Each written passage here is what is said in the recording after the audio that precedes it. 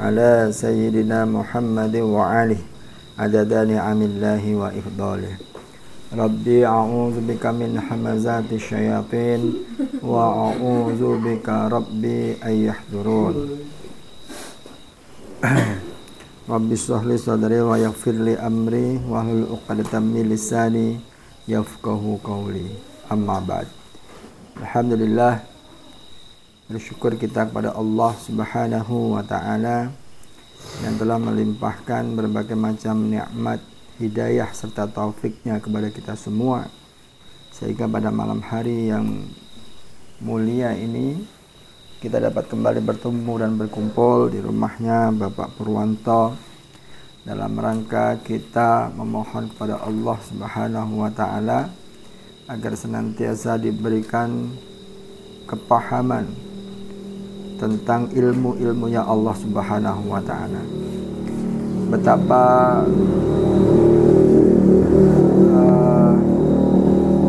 terbatasnya daya dan upaya kita,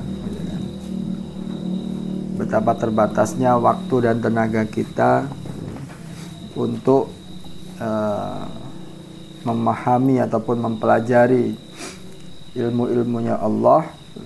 Tetapi yakinlah sangat mudah bagi Allah Subhanahu wa taala untuk memberikan kepahaman dan keyakinan yang terus-menerus kepada kita semua apabila kita memang bersungguh-sungguh melakukan upaya-upaya untuk mendapatkan kepahaman dan keyakinan itu.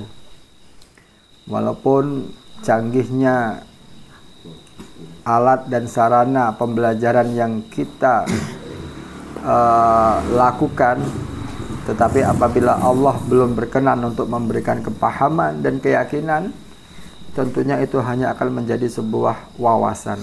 Ilmu yang didapat hanya akan menjadi sebuah wawasan.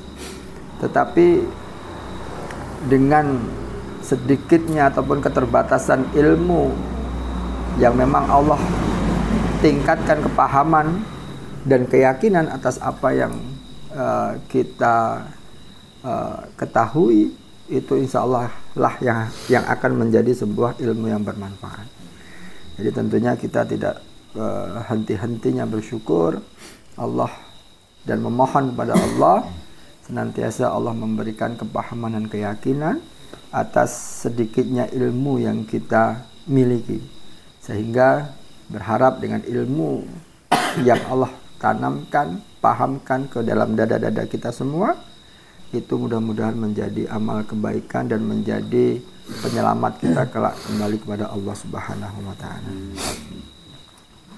Salawat dan salam semoga tercurahkan kepada junjungan kita Nabi besar Muhammad sallallahu alaihi wasallam beserta keluarga, sahabat dan orang-orang yang senantiasa istiqomah dalam mengikuti sunnah-sunnah beliau hingga akhir zaman. Rasulullah yang telah mencontohkan berbagai macam petunjuk dan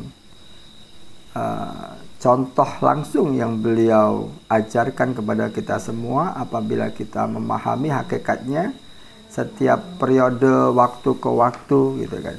Perjalanan Rasulullah Sallallahu Alaihi Wasallam mulai beliau dari menerima wahyu hingga Allah panggil Rasulullah menghadap keharibaannya, hakikatnya itu adalah sebuah rangkuman kehidupan yang akan senantiasa terulang pada setiap manusia dari generasi ke generasi, dari waktu ke waktu, dan akan terus terulang walaupun zaman berubah dalam konteks yang berbeda, tetapi pada hakikat yang sama.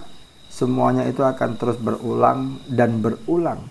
Tentunya ini akan menjadi sebuah pelajaran bagi orang-orang yang mau berpikir dan bagi orang yang mau memikirkannya.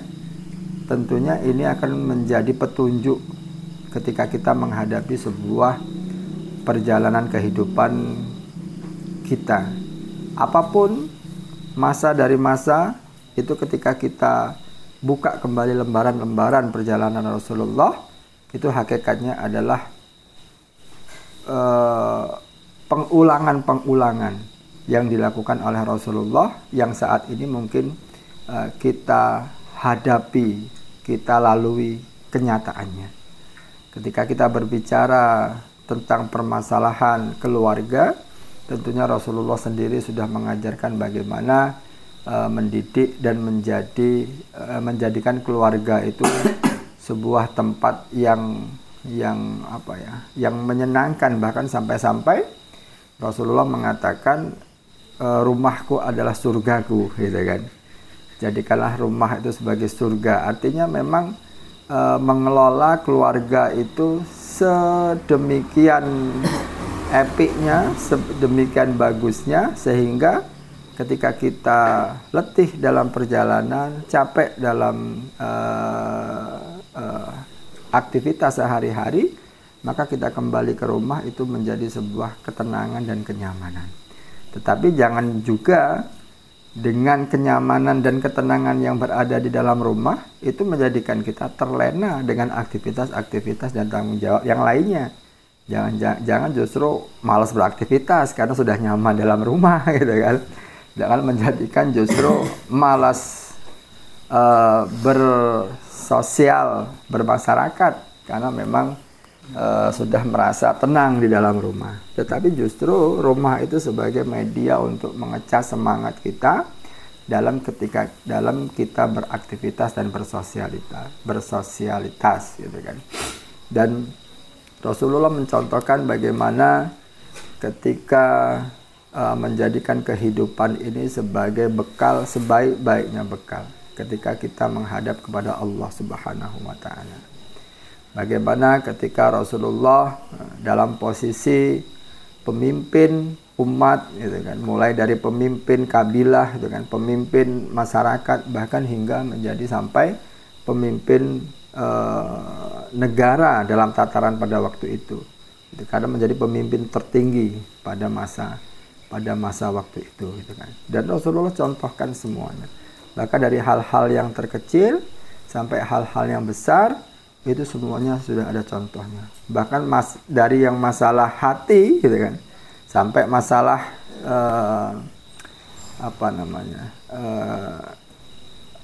permasalahan-permasalahan yang besar itu semuanya ketika kita kembali membuka sirah nabawiyah, sejarah Nabi Muhammad, tentunya itu menjadi sebuah pelajaran bagi kita semua. Dan tentunya kita ingin minimal, gitu kan, menjadi orang yang terbaik.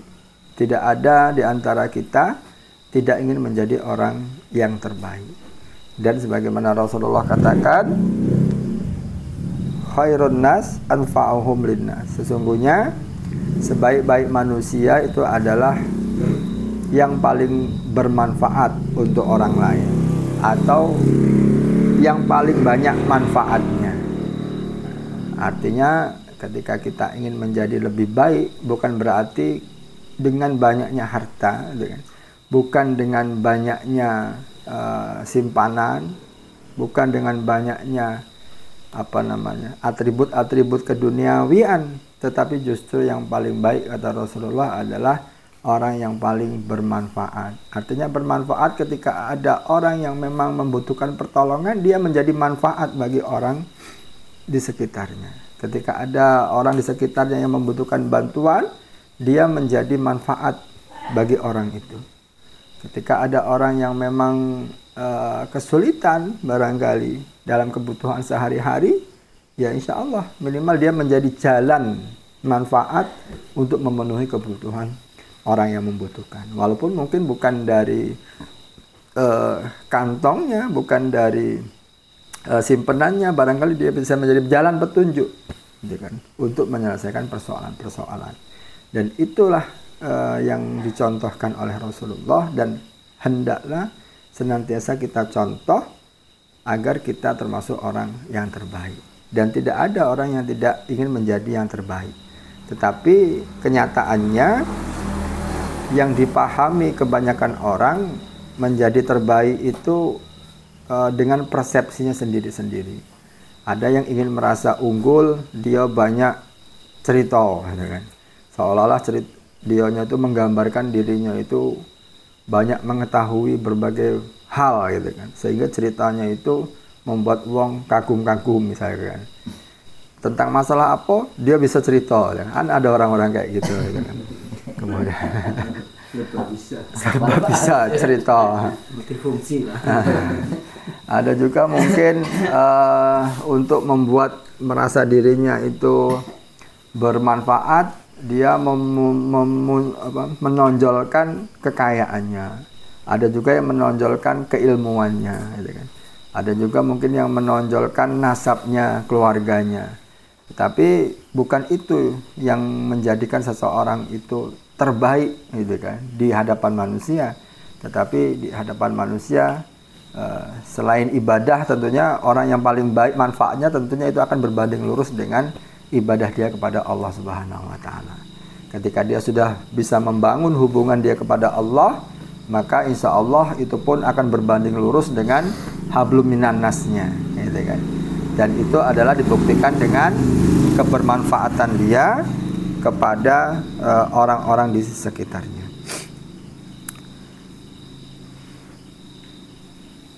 Dan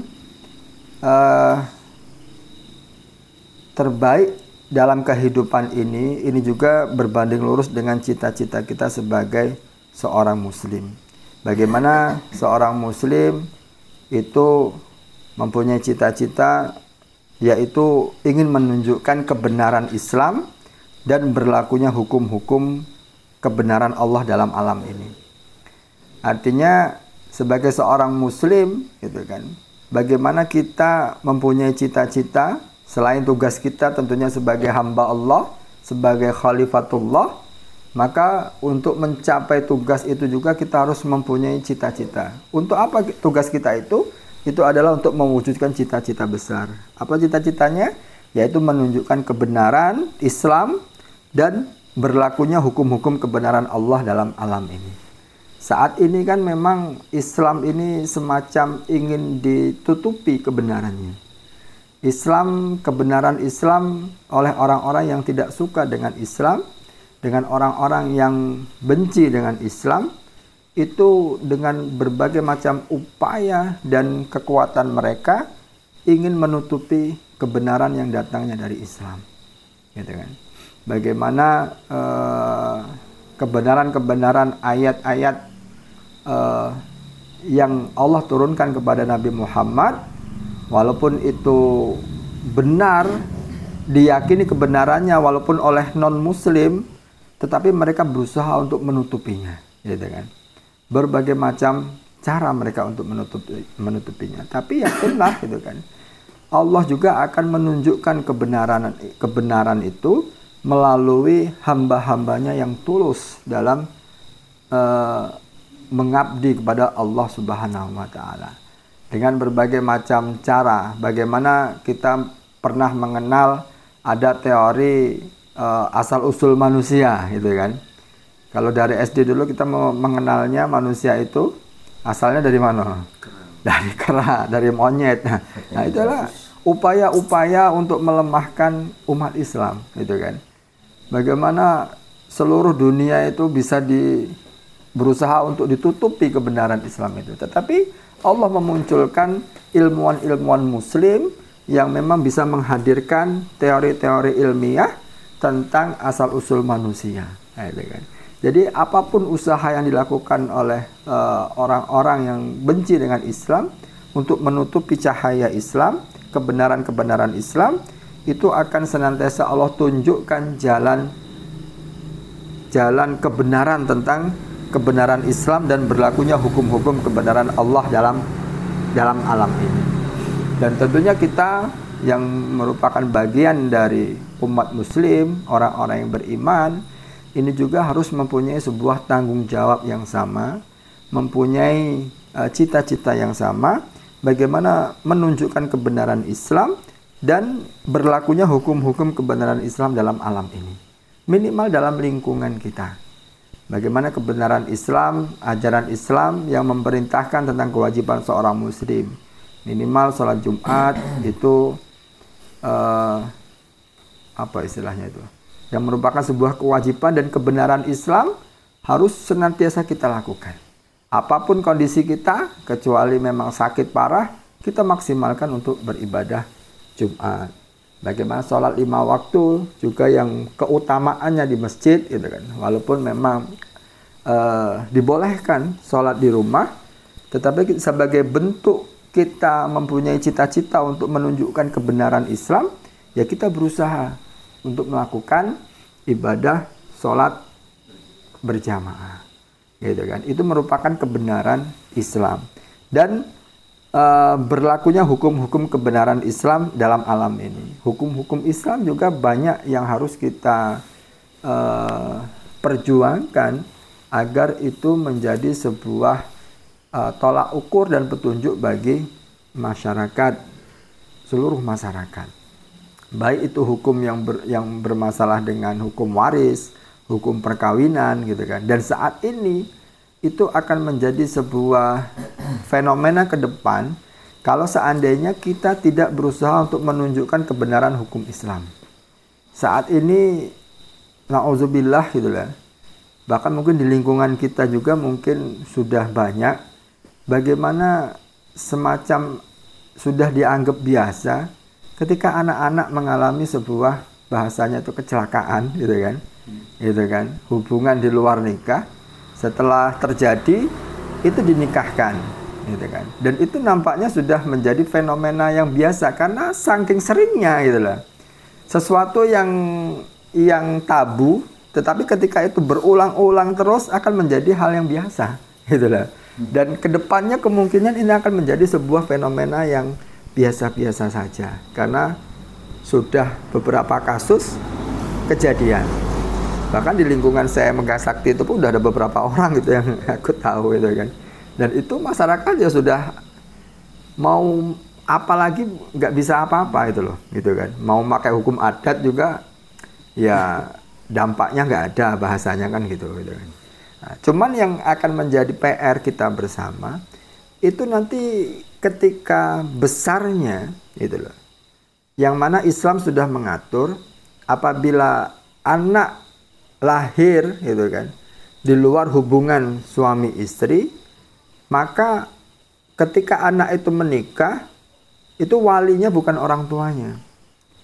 Orang tuanya tidak boleh menikahkan apabila anaknya perempuan. Nah, itu kan. Misalkan si A punya anak di luar nikah, gitu kan. Nah, anaknya ini bukan wali dia ketika dia nikah. Jadi yang harus menikahkan nanti hakim, wali hakim. Orang tuanya tidak boleh menikahkan. Apabila orang tuanya menikahkan, itu justru tidak sah nikahnya. Nah, ini yang akan menjadi PR apabila ini tidak dijaga. Kadang-kadang orang tua malu kan mau ngomong nanti anaknya sudah besar, oh ini anak hasil nggak mungkin rekayasa gitu kan. Nah, tentunya masyarakat sekitar yang mengetahui itu harus memberikan pengertian, pemahaman. Dan ini sebuah PR dan inilah salah satu bentuk mewujudkan kebenaran hukum-hukum Allah dalam alam ini. Itu hukum Allah. Ketika kita tidak menyampaikan, menjaganya, kita tahu tapi kita membiarkan, yaitu termasuk dalam pembiaran. Pembiaran hukum-hukum Allah tidak berlaku di alam ini. Nah, kemudian masalah waris, gitu kan. Masalah waris juga adalah sesuatu yang memang sudah diatur oleh agama. Kalaupun memang kita mau fair, gitu kan. Orang-orang yang memang mempunyai meninggalkan harta kekayaan yang banyak ketika mau fair itu ada hitung-hitungan bagiannya. Artinya tidak boleh semuanya dimiliki oleh anaknya. Ada bagian-bagian untuk oomnya, bagian untuk bibinya, itu kan. Bagian untuk ibunya. Ada dari keluarga itu ada bagian-bagiannya. Kalau memang dia mau fair pembagiannya, dan itu mungkin lebih detail lagi pembahasannya. Saya tidak mempunyai pahaman di situ, tetapi intinya di situ ada pembagian-pembagian yang memang kalau mau itu diterapkan oleh hukum Islam, itu ya kayaknya keluarga itu terutama anaknya itu masih belum bisa menerima hukum itu, gitu kan. Nah, ini juga menjadi sebuah PR, gitu kan. Bagaimana kita memberlakukan hukum-hukum Allah di alam ini, gitu kan. Nah, tentunya ini sebuah cita-cita besar kita. Bagaimana kita bisa mewujudkan kebenaran Islam dan berlakunya hukum-hukum Allah di alam ini. Dan tentunya tidak ada cara yang lebih efektif dalam mengatur setiap hukum-hukum Allah di kehidupan ini, di alam ini, dengan diberlakukannya oleh pemimpin setempat. Ketika pemimpin itu sudah taat kepada Allah, ketika pemimpin itu sudah dekat dengan Allah, tentu dia akan membuat kebijakan-kebijakan yang mendukung cita-cita besar umat Islam, yaitu menunjukkan kebenaran Islam dan memberlakukan hukum-hukum Allah di alam ini. Nah, jadi berangkat dari situ, ini pun menjadi perjalanan panjang kita semua, bagaimana kita bisa menghadirkan pemimpin-pemimpin yang taat kepada Allah.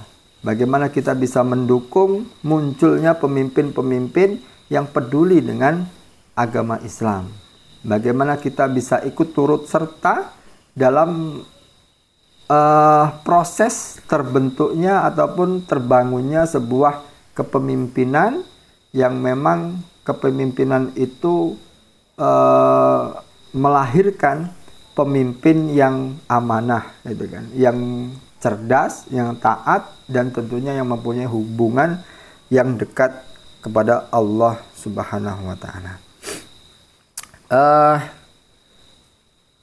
Dari pembahasan-pembahasan yang lalu, hakikatnya itu adalah perjalanan-perjalanan yang harus melekat di dalam diri kita semua, yang mana itu semua juga mengerucutnya nanti itu kepedulian kita, keikutsertaan kita dalam membangun, memunculkan sebuah kepemimpinan yang peduli dengan Islam itu sendiri. Bagaimana kita harus melatih diri kita berhusnuzon kepada Allah Subhanahu wa Ta'ala, kemarin yang sudah kita sampaikan, gitu kan.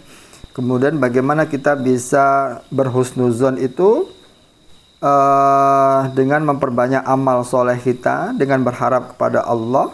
Kemudian agar terjaga amal soleh dan harapan kita kepada Allah, maka itu semua harus kita lakukan dengan penuh keikhlasan. Kemudian untuk mencapai setiap amal soleh yang baik dan benar, kita mempunyai tujuan dan target yang benar, kemarin sudah kita sampaikan. Kemudian kita mengikuti contoh-contoh yang disampaikan yang dicontohkan oleh Rasulullah Shallallahu Alaihi Wasallam. Kemudian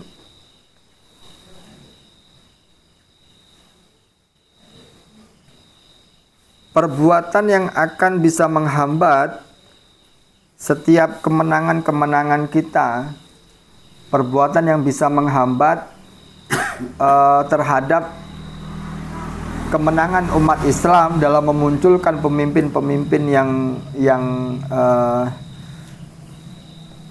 yang taat kepada Allah Subhanahu wa Ta'ala, itu salah satunya adalah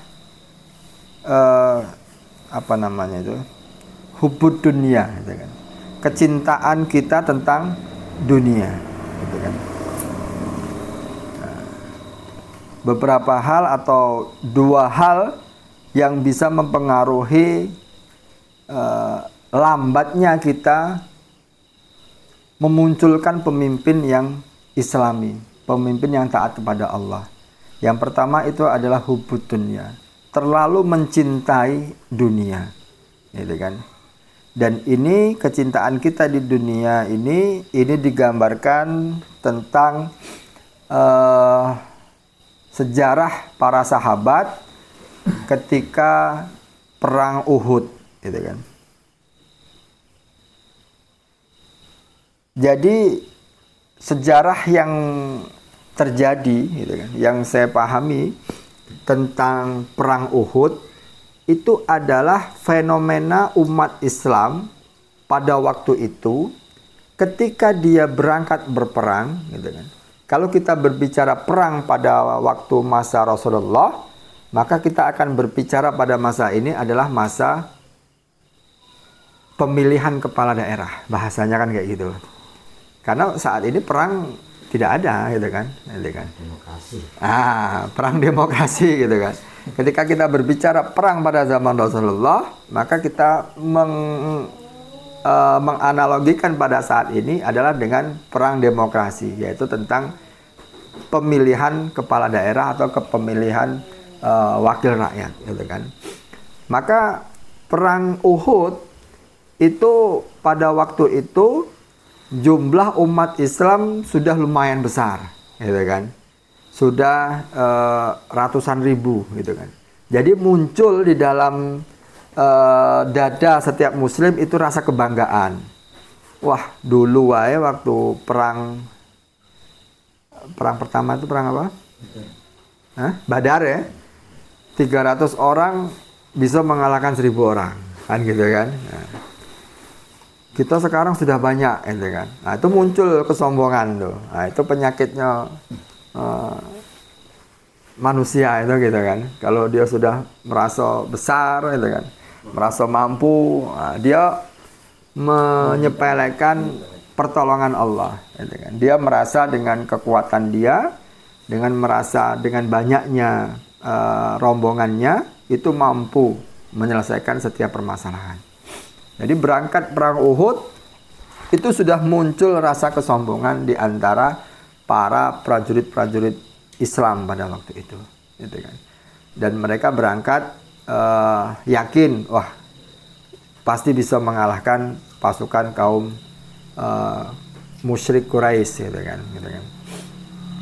Kemudian ada juga sebagian umat Islam yang berangkat di perang Uhud itu tidak murni ingin berjihad, tidak murni ingin berdakwah ibaratnya, tidak murni ingin menolong agama Allah. Ada sebagian lagi selain yang bersifat sombong, ada sebagian lagi masyarakat muslim, prajurit Islam pada waktu mau berangkat perang Uhud itu yang niatnya karena dunia. Wah, biasanya kalau perang itu kita tuh selalu menang gitu kan. Kalau menang itu biasanya banyak harta yang didapatkan. Wah, nek aku melok iki yo pasti untuk bagian kan ngono. Itu sebagian juga niatnya ada yang seperti itu. Dan sebagian besar rata-rata niatnya ingin mendapatkan hasil rampasan perang. Gitu kan. Akhir cerita gitu kan, setelah terjadi peperangan, Rasulullah sudah membagi pos-pos prajurit umat Islam gitu kan. Ada yang bagian menyerang, ada bagian bertahan, dan ada yang bertugas di Gunung Uhud gitu kan, yang bagian di atas untuk menghalau serangan kaum kafir Quraisy gitu kan. Dalam setengah perjalanan peperangan itu nampak umat Islam menguasai peperangan gitu kan. Dan ada sebagian yang sudah meninggalkan ada sebagian yang sudah meninggal pasukan musuh, dan banyak harta-harta itu yang berjatuhan gitu kan. Dan itu menjadi godaan bagi umat Islam pada waktu itu, terutama dia yang berada di puncak bukit Uhud. Sedangkan Rasulullah berpesan kepada pasukan muslim di puncak Uhud, jangan turun gitu kan, apapun yang terjadi gitu kan. Jangan meninggalkan pos yang telah pos kalian yang telah ditentukan, apapun yang terjadi di bawah ini gitu kan. Itu pesan Rasulullah. Tetapi karena godaan dunia tadi, ditambah niat awalnya dia berangkat itu tidak murni ingin berjuang, berjihad ataupun berdakwah, karena memang dia niatnya ingin mencari dunia. Ketika dia merasa di atas angin dan melihat harta itu sudah bergelimpangan di bawah, akhirnya sebagian besar pasukan yang berada di puncak Uhud itu turun karena takut tidak kebagian, mungkin kan gitu kan. Takut tidak kebagian. Akhirnya dia turun gitu kan, dan itu menjadi celah kekalahan umat Islam. gitu kan. Itu menjadi celah kekalahan umat Islam, sehingga dengan turunnya pasukan yang berada di puncak Uhud itu dilihat oleh pasukan kafir Quraisy, dan itu menjadi hantaman serangan balik gitu kan bagi umat Islam. Dan di situ diriwayatkan Rasulullah mengalami luar biasa gitu kan, sampai gigi beliau patah gitu kan. Dan banyak sahabat yang meninggal pada saat perang Uhud itu. Banyak sahabat-sahabat yang mempunyai apa istilahnya tuh ya, apa tuh yang istimewa lah itu. Sahabat-sahabat Rasulullah yang istimewa itu banyak yang meninggal di perang Uhud itu. Jadi itu salah satunya adalah karena hubbud dunia, karena cinta dunia. Begitupun kita gitu loh. Saat ini masyarakat kita masih tidak peduli dengan agama, tidak peduli dengan pemimpin yang amanah, tidak peduli dengan pemimpin yang taat. Yang masih dipedulikan apa? Ya dunia, wani piro gitu. Wani piro yang masih ya itulah salah satu hubbud dunia. Karena masih kecintaan terhadap dunia masih menjangkiti sebagian besar masyarakat kita, gitu kan. Dan wajar kalau seandainya Allah masih belum memberikan kemenangan. Wajar kalau seandainya Allah masih belum menunjukkan pemimpin yang peduli dengan Islam. Walaupun kita di Indonesia ini berapa persen gitu? 60 atau 70%? 70-an persen umat Islam. Tapi umat Islam tidak ada yang mempunyai kekuatan sama sekali, gitu kan? Umat Islam tidak ada yang bisa berperan dalam mengatur roda kepemimpinan di negeri kita ini, terutama negeri Indonesia, gitu kan? Sampai-sampai kita mau sekarang ini pesantren itu mengalami kesulitan. Artinya ada pesantren baru yang mau berdiri, itu izinnya dipersulit kalau kita mau memahami, gitu kan. Dan itu salah satu karena pemimpinnya tidak peduli dengan Islam, gitu. Dan banyak faktor-faktor yang berhubungan dengan umat Islam yang saat ini itu mengalami kesulitan, walaupun memang kelihatannya baik-baik saja, gitu kan. Tetapi ketika tidak ada upaya dari sebagian umat Islam yang memperjuangkan kepemimpinan yang peduli dengan Islam, tentunya tinggal menunggu waktu, kita akan menjadi bulan-bulanan orang yang tidak suka dengan Islam itu sendiri. Maka menjadi sebuah kewajiban dan tugas kita untuk mewujudkan cita-cita kita. Yaitu apa? Yaitu terwujudnya kebenaran Islam dan hukum-hukum Islam, hukum-hukum Allah di alam ini, di dunia ini. Dan salah satu untuk menghindari kekalahan adalah kita terus meningkatkan keimanan kita agar kita tidak terjebak ke dalam hubbud dunia, berlebihan dalam mencintai dunia. Boleh kita cinta terhadap dunia, tetapi jangan sampai itu melebihi cinta kita kepada Allah Subhanahu wa Ta'ala. Kemudian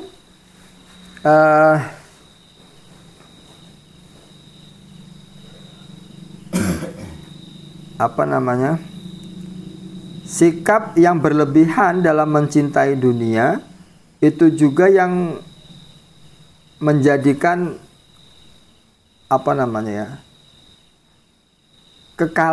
kekalahan berikutnya, gitu lah. Apapun hal tujuan kita untuk menegakkan kebenaran Islam, ketika kita didominasi dengan kecintaan terhadap dunia, maka itu tidak akan bisa memberikan peluang kemenangan. Justru itu akan menjadi penyebab kekalahan-kekalahan, gitu kan. Karena apa? Karena hati kita ketika kita melakukan aktivitas apapun itu menjadikan kita tidak ikhlas, tidak tulus. Dan ketidakikhlasan kita itu menjadikan seseorang akhirnya tidak taat terhadap perintah atasan, Bahkan Rasulullah pun tidak ditaati perintahnya. Sehingga tidak muncul sikap disiplin di dalam dirinya.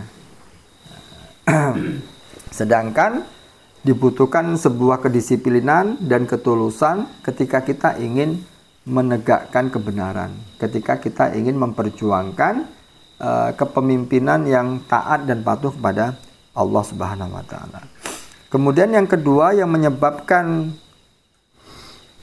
kita mengalami kekalahan terus-menerus gitu kan, terhadap perjuangan memunculkan pemimpin yang amanah, itu adalah bermaksiat. Masih banyaknya orang-orang ataupun prajurit-prajurit Islam yang masih bermaksiat kepada Allah Subhanahu wa taala. Mendurhakai perintah Rasulullah Shallallahu alaihi wasallam. Dan bersabarlah kamu bersama orang-orang yang menyeru Tuhanmu di pagi dan senja hari dengan mengharap keridhoannya. Dan janganlah kedua matamu berpaling dari mereka karena mengharapkan perhiasan dunia. Dan janganlah kamu mengikuti orang yang hatinya telah lalai, yang telah kami lalaikan dari mengingat kami, serta menuruti hawa nafsunya. Dan adalah keadaannya itu melewati batas. Jadi ketika kita bersama orang-orang yang mengajak kepada agama, ketika kita bersama orang-orang yang senantiasa watawasau bil haq, watawasau bis sabr gitu kan, itu hendaklah harus diiringi dengan kesabaran, karena mereka menyeru itu baik di pagi hari maupun sore hari, itu senantiasa menjaga hatinya kepada Allah Subhanahu wa taala. Dengan apa? Dengan mengharap keridhoannya gitu kan. Maka ketika kita sudah mendapati komunitas ataupun jamaah yang terus-menerus ingin menebarkan kebaikan baik di pagi hari maupun di waktu malam hari gitu kan, hendaklah kita jangan berhenti menoleh kepada yang lainnya, ataupun kita berhenti mengikuti kelompok-kelompok itu. Karena apa? Ketika kita berpaling, maka Allah akan memalingkan kita atau melalaikan kita. Gitu kan? Melalaikan kita dengan menuruti hawa nafsu kita. Nah, ini kaidahnya gitu loh. Kaidahnya yang Allah jelaskan ini dalam surat apa nih kemarin ya? Lupa saya ayatnya, surat apa ini? Nah, jadi bersabarlah kamu bersama orang-orang yang menyeru Tuhanmu di pagi dan senja hari dengan mengharap keridhoannya. Nah, jadi ketika kita berjamaah, ya tentunya dibutuhkan kesabaran. Gitu kan? Karena ketika kita berjamaah ini adalah sekelompok orang yang insya Allah kita berusaha untuk melakukan kebaikan-kebaikan. Kita ingin menerapkan hukum-hukum Allah, gitu kan. Kita ingin menerapkan kebenaran-kebenaran Islam di dalam diri kita dan di dalam keluarga kita. Dan itu semua kita lakukan baik di pagi hari, di siang hari, di sore hari, bahkan di malam hari. Dan itu harus kita jaga dengan sikap sabar kita, gitu kan. Ketika kita mendapatkan kebahagiaan, kita bersyukur kepada Allah. Dan ketika kita mendapatkan kesulitan, ya kita bersabar kepadanya. Dan Allah menerangkan di sini bersabarlah kamu. Artinya dalam menapaki jalan ini penuh dengan kepayahan-kepayahan, gitu kan. Karena godaan dunia ini sangat besar, gitu kan. Wah, ngapain capek-capek gitu kan. Capek-capek apa istilahnya? Ngaji barangkali kan. Enak nang omah gitu kan, layah-layah. Nah, ini kan kalau tidak sabar, ya kita tergoda gitu kan. Kita tergoda. Kemudian apabila kamu berpaling dengan mereka, nah itu kan.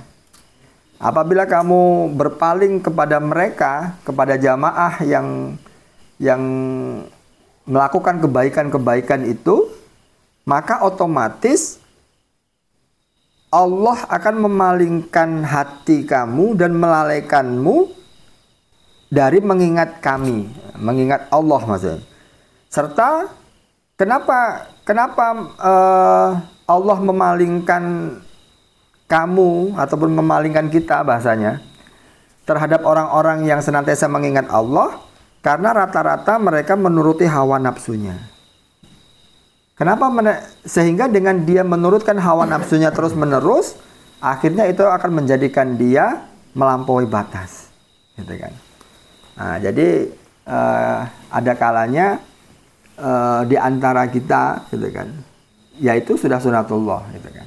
Kita tidak bisa menjamin kita semua yang saat ini berkumpul akan terus sampai akhir hayat kita. Yaitu kan hal yang kita tidak tahu, gitu kan, masa depan, gitu kan. Nah, tetapi Allah sudah menggambarkan di sini, gitu kan. Ketika kita berpaling, gitu kan, sekali, dan berpalingnya itu tidak kita kuatkan untuk kembali, itu Allah akan justru menjauhkannya. Karena apa menjauhkannya? Karena kita lalai, gitu kan? Lalai. Dan salah satu penyebab menjauhnya orang dari jamaah itu bisa jadi dengan faktor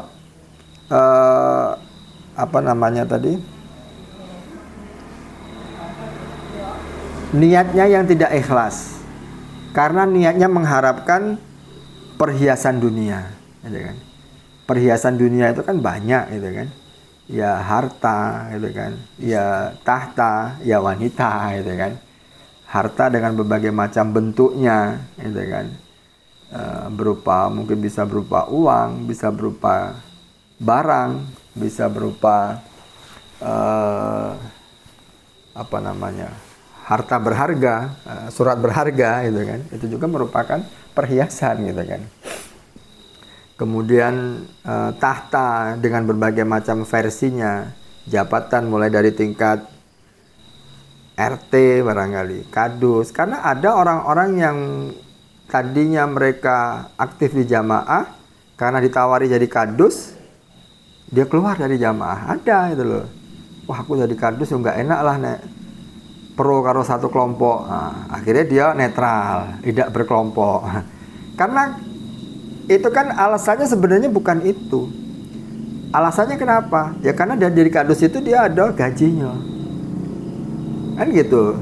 Seolah-olah dia mengatasnamakan netral. Nah, ya kalau memang dia cinta, gitu kan, terhadap kebenaran Islam, gitu kan, ya tetap tidak bisa orang itu netral. Manusia itu harus ada pilihan. Baik buruk itu kan tidak ada di tengah-tengah, gitu kan. Benar salah itu tidak ada di tengah-tengah. Hitam putih artinya pilihan itu, hidup itu adalah pilihan. Tidak bisa kita berada di antara tengah-tengah, gitu kan. Dan Rasulullah selalu mengajarkan kita untuk memilih kebenaran, memilih berada di atas kebenaran. Maka dengan berbagai macam versi ujian dunia, gitu kan, tahta dengan berbagai macam versinya, banyak di antara saudara-saudara kita yang mungkin keluar dari jamaah ini. Ya, akhir-akhir ini juga ada saudara kita, gitu kan, di Sumber Harta. Ya, hanya ujiannya sih sangat kecil sekali. Dijadikan anggota KPPS. KPPS lo cuma berapa? Sebulan kalau nggak salah ya kabarnya ya. Atau 1 kali gaji itu. TPS itu. TPS itu, KPPS itu yang 1 TPS itu. Satu kali gaji gitu kan. Ya, artinya selesai itu dia sudah selesai gitu kan. Yang di TPS Sunnah. Iya, petugas TPS. Itu kan sangat kecil sekali bahasanya. Sampai dia rela meninggalkan jamaah karena alasan ditawari peluang gitu kan. Nah, itu kan salah satu cinta dia terhadap dunia. Ya walaupun kita tidak menafikan lah. Kita tidak menafikan kita tetap butuh dunia. Tetapi jangan sampai kebutuhan kita akan dunia ini justru menjadikan kita jauh dari kebenaran. menjadikan kita justru jauh dari kebaikan-kebaikan. Walaupun kita tidak mengklaim bahwa jamaah kita ini adalah satu-satunya jamaah yang benar, kita tidak mengklaim di situ. Tetapi kita yakini jamaah ini adalah sebagai salah satu sarana kita untuk mendekatkan diri kita kepada Allah, dan sebagai salah satu sarana untuk memperjuangkan kebenaran itu sendiri, gitu kan. Maka ketika kita tidak berada di dalam jamaah, maka justru Allah akan menjauhkan kita dan melalaikan kita dari mengingat Allah, gitu kan. Karena tadi kecintaan kita terhadap dunia, dan kecintaan kita terhadap dunia itu akan terus semakin melalaikan kita dari mengingat Allah, karena akan terus menuruti hawa nafsunya. Ketika sudah satu cinta dunia, nafsu itu tidak akan pernah puas, gitu. Dapat satu pengen dua, gitu kan. Dapat dua pengen tiga, gitu kan. Dan nafsu itu sifatnya semakin dituruti, semakin menjadi, gitu kan. Semakin diikuti, semakin tidak pasti, tidak ada kepuasan di dalam dirinya. Sehingga dengan berbagai macam alasan, akhirnya waktunya sudah tidak ada lagi untuk perjuangan, tidak ada lagi untuk dakwah, tidak ada lagi untuk meningkatkan diri dalam rangka mendekatkan kepada Allah Subhanahu wa taala. Dan itu salah satu faktor penyebab kekalahan kita dalam memperjuangkan kepemimpinan yang Islami, yaitu dimulai dari bermaksiat kepada Allah Subhanahu wa taala. Termasuk para prajurit, para sahabat yang ikut berperang di dalam perang Uhud, itu juga salah satu faktornya karena tidak mentaati perintah Rasulullah. Ketika kita tidak mentaati perintah Rasulullah, itu juga merupakan satu bentuk kemaksiatan. Karena tidak amanah dan tidak tanggung jawab. Perintah Rasulullah jangan meninggalkan pos Uhud apapun yang terjadi. Tetapi sebagian umat Islam pada waktu itu tidak mendengar perintah Rasulullah ataupun mengabaikan, karena di depan matanya sudah menunggu, gitu kan, perhiasan-perhiasan dunia. Begitupun kita, gitu loh. Kita tetap dalam perjalanannya akan senantiasa banyak ujian-ujian, gitu kan. Ketika kita niat awalnya mungkin mendukung, gitu kan, mendukung pemerintahan yang kita yakini di antara salah satu calon itu mempunyai ketaatan di antara yang lain, gitu kan, mempunyai sikap amanah yang besar di antara yang lain. Kita niatkan mendukung, tetapi dalam perjalanannya ditawari. Oh, itu udah godaan tuh, gitu kan. Wis lah, nggak usah dukung-dukung kayak gitu, nek duit 1 juta. Apa orang mumet, gitu kan. Mumet gitu kan. Ya itu salah satu bentuk godaan, gitu loh. Ujian bagi kita semua. Dan tentunya kita semua yang sudah diberikan kepahaman, gitu kan, diberikan tingkat keyakinan akan kebenaran-kebenaran Islam dan hukum-hukum Allah, jangan justru kita terlena dengan godaan-godaan dunia, karena kita tidak ingin mengalami kekalahan lagi. Kita tidak ingin mengalami kemunduran. Kita ingin umat Islam ini berhasil memimpin negeri ini, berhasil memimpin pemerintahan yang adil dan jujur, gitu kan. Ketika keadilan dan kejujuran itu sudah diterapkan, maka masyarakat yang dipimpinnya pun akan merasakan ketenangan, kebahagiaan dan kesejahteraan, gitu kan. Jadi sangat pentingnya bagi kita untuk menjaga dari hal yang kecil, yaitu menjaga hati kita. Karena bagaimanapun muara dari setiap keadaan yang terjadi pada diri kita itu adalah dimulai dari hati kita, gitu kan. Ketika hati kita tuh memang betul-betul tulus, ikhlas, gitu kan, disiplin, maka itu insya Allah akan melahirkan perbuatan-perbuatan dan perilaku-perilaku kita yang menggambarkan bagaimana peranan kita dalam memperjuangkan kebenaran Islam dan hukum-hukum agama Allah agar terwujud di muka bumi ini. Dan kita senantiasa memohon kepada Allah agar senantiasa memantapkan hati kita, tidak memalingkan hati kita kepada kekufuran ataupun kepada kefasikan. Dan kita memohon kepada Allah agar senantiasa Allah memberikan petunjuk kepada kita semua, sehingga kita tidak termasuk kepada golongan orang-orang yang fasik, orang-orang yang mengetahui tapi tidak melakukan, gitu kan.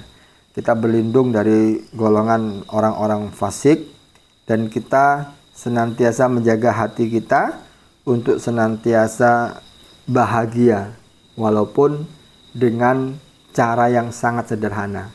Karena memang hakikatnya bahagia itu tidak perlu yang mahal, gitu kan. Cukup dengan tersenyum aja, insya Allah sudah menjadikan diri kita bahagia. Bahagia dengan kebahagiaan saudara kita itu pun juga sudah menjadikan kita bahagia, manakala hati kita betul-betul kita jaga ketulusannya, kita jaga kebersihannya, membangun hubungan dengan Allah Subhanahu wa Ta'ala. Barangkali itu saja, gitu kan, yang bisa saya sampaikan. Mudah-mudahan aktivitas kita dalam berjuang meraih cita-cita kita, gitu kan, yaitu cita-cita menunjukkan kebenaran Islam dan memberlakukan hukum-hukum Allah, hukum-hukum kebenaran Allah dalam alam ini. Senantiasa kita jaga ketulusan kita jaga komitmen kita, dan kita jaga kekompakan kita, yaitu melalui wasilah perjuangan dakwah di dalam jamaah ini. Apalagi insya Allah semakin ke depan kita akan memasuki masa-masa yang mengguncang emosi kita, mengguncang perasaan kita, gitu kan. Dan itu sudah terbukti dengan di grup kan, sudah ada yang terguncang. Yaitu bagian dari guncangan-guncangan emosi kita, gitu kan. Dan itu belum seberapa. Nanti ke depan akan lebih panas lagi barangkali. Jadi kita sikapi dengan hati yang tenang, gitu kan, hati yang adem, sehingga menjadikan arah perjuangan kita ini terjaga ketulusannya, gitu kan, terjaga niatnya, sehingga apa yang menjadi cita-cita kita insya Allah bisa sukses dan terkabul, gitu kan. Hadanallah wa iyyakum ajma'in bila fi sabilil haq. Wassalamualaikum warahmatullahi wabarakatuh.